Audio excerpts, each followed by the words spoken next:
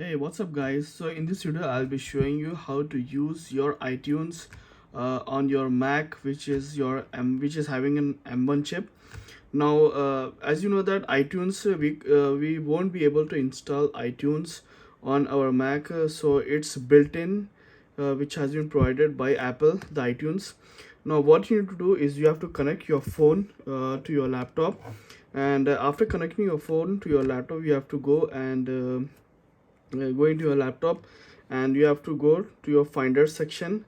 And as you can see here, automatically the your laptop will detect your phone, you can see here. And through this you will be able to sync your files, your music, each and everything.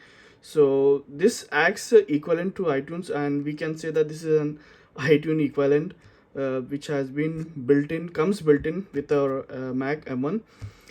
So hope you guys like my video. If you do, please subscribe to my channel, and also give a like if you want more tutorials like this.